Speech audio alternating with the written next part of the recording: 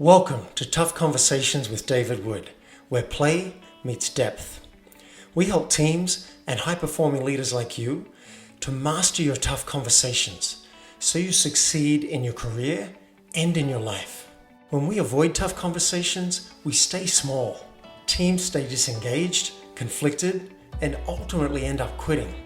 When we lean in and master our tough conversations, they become the defining moments that literally shape our careers, our relationships, and our lives. So let's dive in and master your next tough conversation so you can be the leader that you would follow. Let's play. So we have a full-on responsibility to cultivate a really healthy state of being, because that is the biggest impact we're going to have. It's prelingual. Welcome everybody to another episode of Tough Conversations with David Wood. I have a guest that I'm excited about because she's not only an awesome human being, but also a really great friend. And I'm going to read her bio, but first I want to say welcome to the show, Saida Desilets. Thank you so much, David. I think it's going to be a really delicious conversation today. Yeah, we're going to talk about victimhood and subtle victimhood. How do we slip into it and get away from our sovereignty or away from our leadership? And how do we get back in it? Perfect. So let me read your bio so people get a sense of who you are. Dr. Saida Desilets wants to live in a world filled with audacious, sexually sovereign women living life on their own terms. As a counterculture creatrix and body philosopher, she's published The Emergence of the Sensual Woman and Desire. Her innovative method has been featured in the books Women's Wisdom, Women's Bodies and the Secret Pleasures of Menopause, Multi-Orgasmic Woman, and Body Wise. Saida is renowned for being the founder of the modern Jade Egg movement and a visionary spokesperson for sexual sovereignty, and has created the Daring Project, assisting women to audaciously move from being a victim to confidently thriving in life. When she's not dancing with her husband, you can find Saida leading wilderness safaris for women in South Africa or writing deliciously sensual poetry. And I believe that. So, Saida, how are you? I haven't even asked you that. I wanted to save it until we were live here. Right now, I'm in a particularly beautiful moment in my life where I've kind of had a reclamation. So there's a lot of delight, a lot of pleasure, a lot of playfulness, and an intense amount of creativity where I'm just able to bring my gifts, and they're beautifully received, and they're enhancing every situation that I'm finding myself in. So I'm fantastic. Thank you for asking. Well, that fits with what I've seen of you. You know, usually when I Skype you or you send me a little video, it involves ocean waves lapping against a pristine shore. And I feel a bit jealous when I see that. I'm like, does she work? This woman just seems to have set up such a rich, juicy life. Yeah, it's rich and it's simple. I think that we don't give enough attributes to simplicity and the very basics. And when we do, there's a richness that comes with that isn't necessarily related to things, material things, but a richness of enlivenment. Yeah, I just realized we got a few viewers come in. If you guys want to say, hey, I think I can actually put you up on the screen. So say hi and tell us where you're coming in from. And I'm going to tag you, Saida, so maybe Perfect. Some of your followers can join us. Yes, Saida. Well, it's like 3 different ones. There's Dionysia. Yeah, do that one. That one's the public page. And is it Saida E. Desilets or Saida Desilets? It should be Dr. Saida. There's also that too, Dr. Saida Desilets. Do that one. All right. Yep. Sweet. Mm-hmm. All right. And we got, I see Bernard Wheatley from Australia is saying hey. So welcome, Bernie, one of my favorite people. So I want people to know, before we dive into victimhood and sovereignty, and the juicy Me Too topics, which might end up being in the second episode, I want to tell people how I know you. I met you at through Anton Diaz in New York, and it was probably some kind of tantric event. And then, and I'm going to out myself here and you. Can I say what the second event was that we met at? Sure. I think you're an open book. I don't normally reveal this on podcasts, but I like transparency. Always going for transparency. So we were at a BDSM event called Dark Odyssey, which was interesting in that it wasn't just straight sadomasochism, bondage, like that, but it included tantra. It included cuddle party. It included like different things. And you taught me something amazing. I don't know if you would remember this. You were the demo for something that Anton was teaching, and I volunteered. I'm like, yes, pick me. And I came out, and I was asked to put my hand on your belly. And I reached out and I did it. And you said, thank you. That was wonderful. Would you try it again? But this time, touch me with your presence first. And I was like, whoa. So I took my hand off and I just put my attention on your belly first. And you had a reaction to that. And then I placed my hand on it. It was a totally different experience. And so I think I want people and you to know I've had a crush on you for such a long time. Fantastic. And I do remember that moment. And I think it was a special place. I was invited in. It was an unusual setting for me to facilitate and be present to. But I loved it. I loved the community. I loved the openness. I loved the conversation. Everything was very honest. And everything was invitation. So it felt like a healthy, exploratory space to participate in. Yeah. And we've been in touch for years and hung out in Bali. And now I get to share your brilliance with listeners. Fantastic. So victimhood, what are a couple of the stronger examples of victimhood, and then some of the more subtle ways that we might slip into passive victimhood versus the opposite, which I also want to hear about? I think first let's define what being victimized is in comparison to victimhood.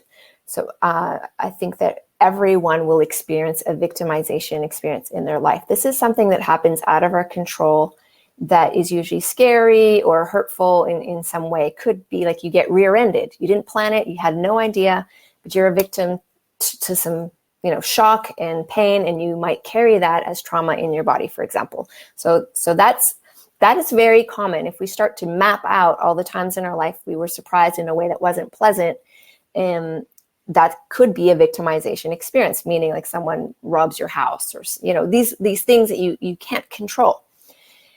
Now, the thing that can happen, say with me, several decades ago, I was told I had 2 weeks to live after a very traumatic rape. And so what was interesting about that is that I was victimized, correct? We would agree.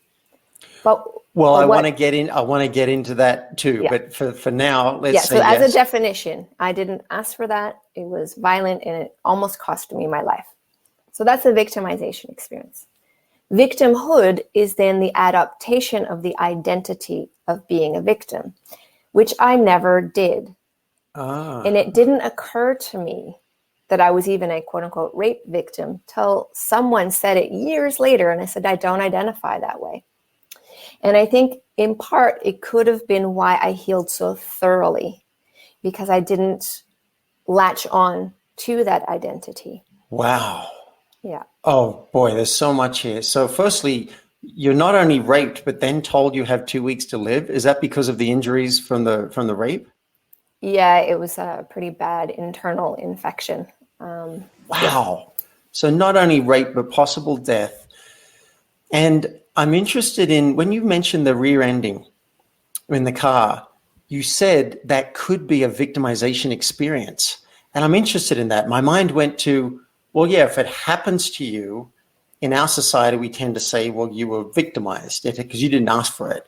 Mm-hmm. But you seem to leave a door open there to the idea that it might not be a victimization experience. So I'm curious about that. Yeah, I mean, if you read a lot about trauma, then some people like can handle something really scary and not experience it as trauma. It doesn't even stay in their body. They just process it, it's finished. But the majority of us will go in fight, flight, or freeze response in these kinds of moments. And we're not processing that very well. And so we're hanging on to it, and there's emotion around it. There's it could be a lot of body pain. I mean, a car accident is very painful. And then it's scary, and then we get angry. Like, there's a lot of things that can come up from something unexpected that's not asked for and definitely not pleasant. I'm so interested in this because the victim seems to be a charged word, and I'm a big fan of Byron Katie and the concept that everything is a story. Yeah. And so, to use an example from my life, my little sister was killed when I was 7, and it was a traffic accident. And I watched it happen. So you could say that she's a victim, and I guess you could say I'm a victim because I didn't ask for it, or I was victimized.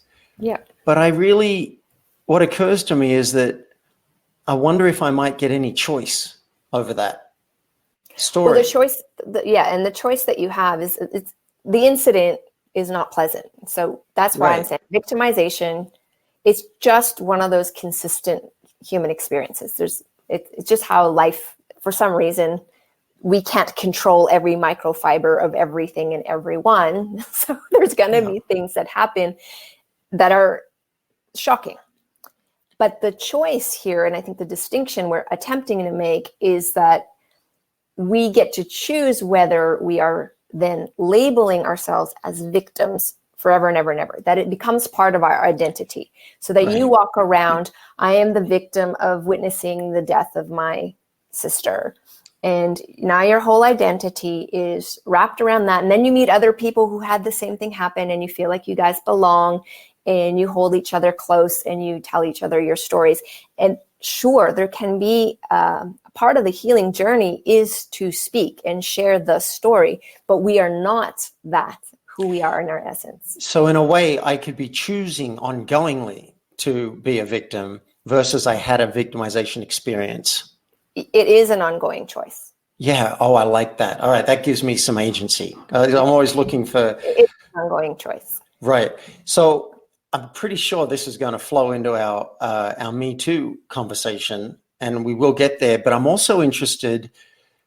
this has got such broad ramifications. What are some of the subtler ways? Let's say I'm a CEO or a vice president. What are some subtler ways that I might feel like I'm choosing a victim story with something that happens in the boardroom, and it's not a huge thing like getting mugged or raped or something like that? Yeah, well, you could feel undermined, for example. That's often something that can be challenged when you're supposed to be the voice of the authority within that group, and then that voice gets undermined, and you could feel like you've been a victim to a bully, or just people who are out to get your spot in the hierarchy, or whatever the challenge is. So what's very important in leadership, and this is why I'm a huge advocate for embodied leadership, absolutely, that we no longer have space for anything less.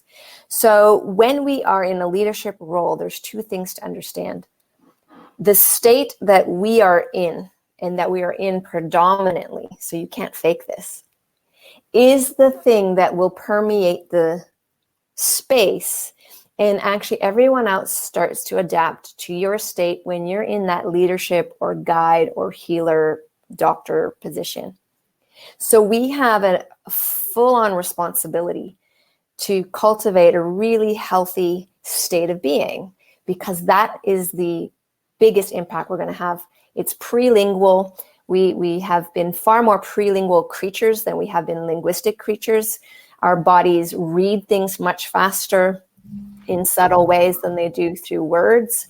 And so when we can start understanding the impact we have purely by who we are, and then we're in a situation where, we might be challenged. Our job before we even enter that meeting is, what are we in service to? Are we really here to multiply everyone's talent so that the vision can be realized? Or are we purely here to prove that we are worthy, or prove that we have this or that? What are we serving? And that's inner work. And that has to be done before the meeting, after the meeting, and even possibly if we're triggered in the meeting, to know how to ground and go, this is not about me, and keep coming back to the conversation with curiosity and leaning into that. Wow. Okay. So I'm in a meeting. Someone says something I don't like. I feel undermined. I'm probably having some kind of contraction in my body. I may not even be aware of all this because not all of us have got the training that you have. And I feel like I'm just starting to catch up at the age of 51. So you may not even be aware of it. And then that could be like a victim state almost in your body. And what you're suggesting is you could shift that in your body so that you're no longer in a victim state, and you might be in a state of curiosity, perhaps. Curiosity is a big one for that shift. So if you can imagine when you're standing, you don't have to do this in a meeting, but just you can practice this where you're standing and you're feeling that kind of contracted, I'm going to do it now. Yeah. All right. I'm standing.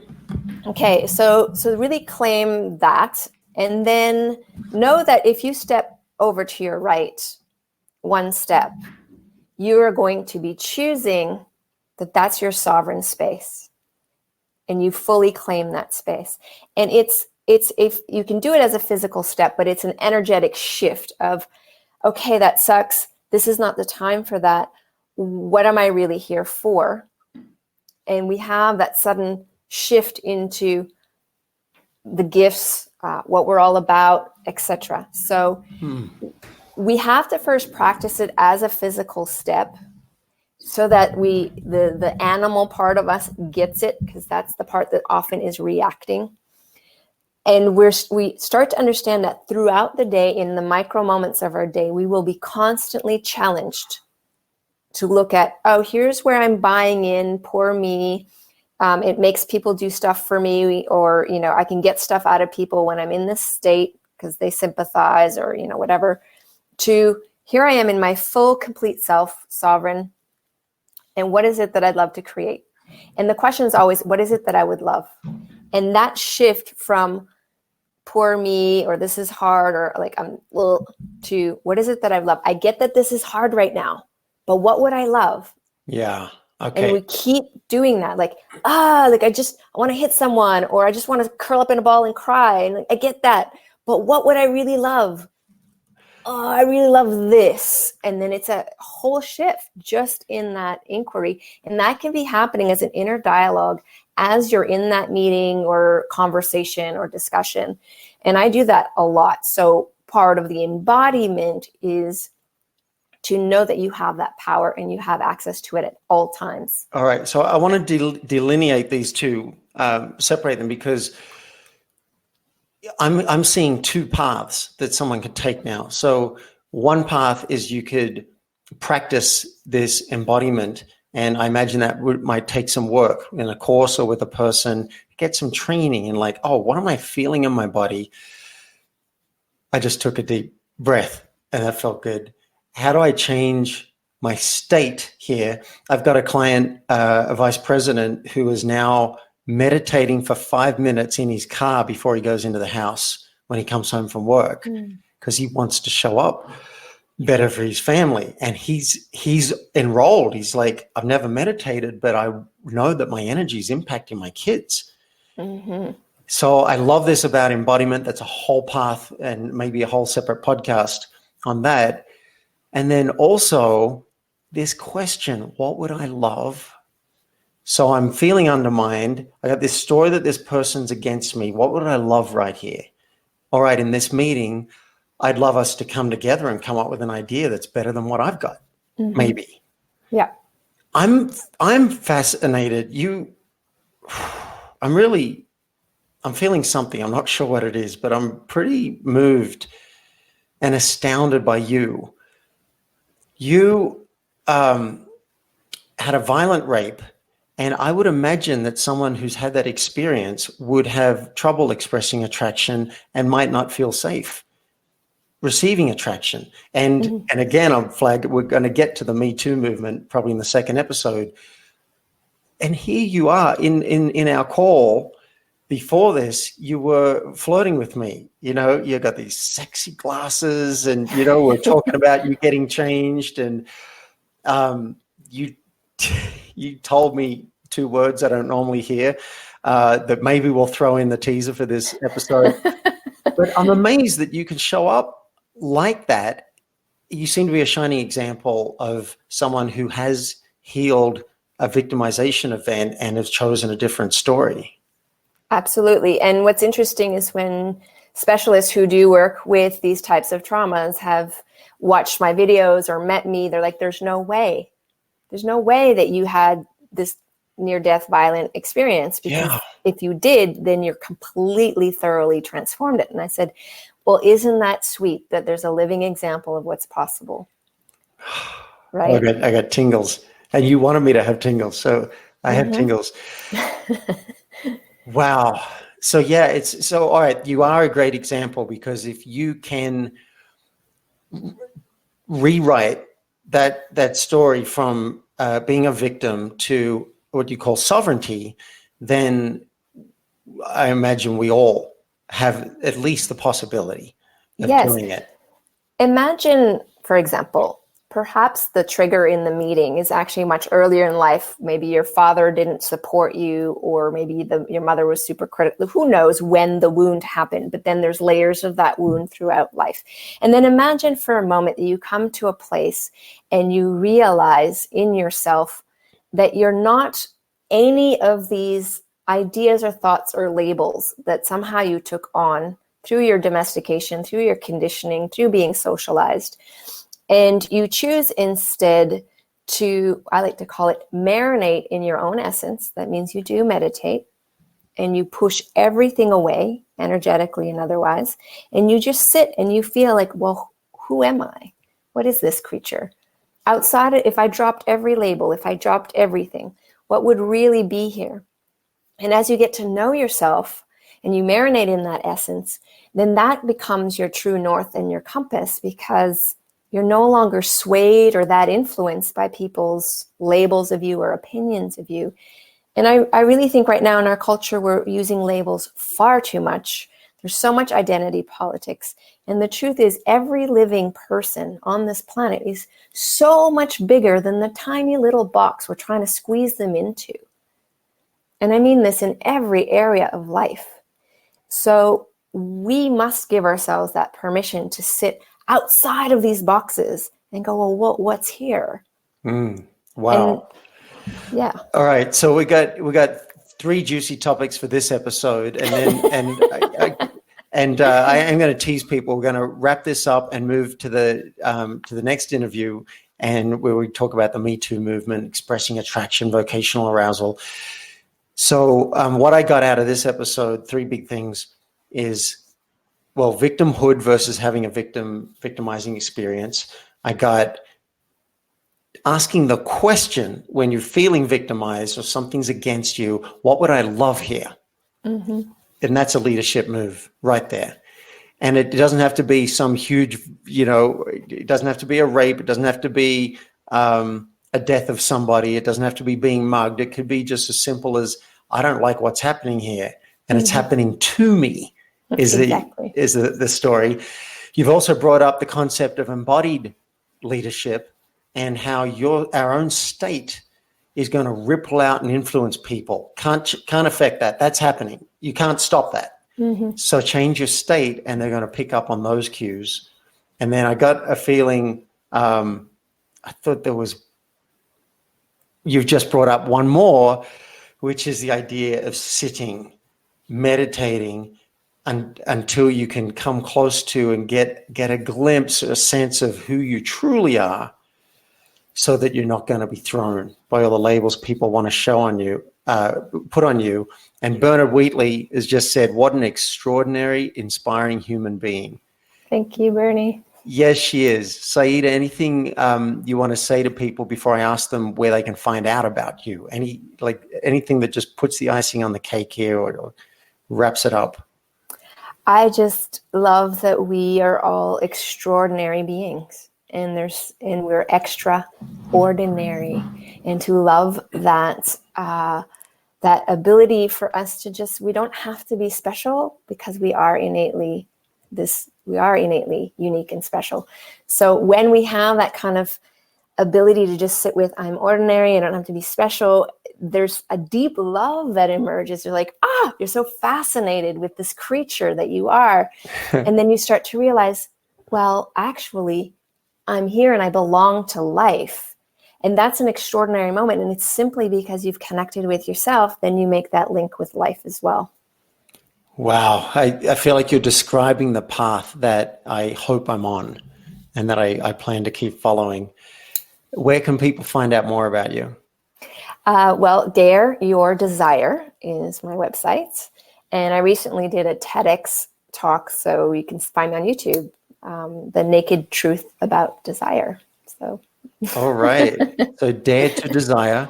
And on YouTube, they can find your TEDx talk, The Naked Truth About Desire. Yeah. So Dare Your Desire. Dare Your Desire. Yeah. .com.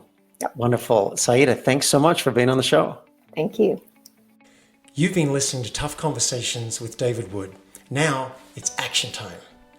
Mastering your tough conversations will have a major impact on your team, your company, and you as a high-performing executive or entrepreneur. If you're ready, request a discovery session with me at playforreal.life so we can transform your team, your company, and you.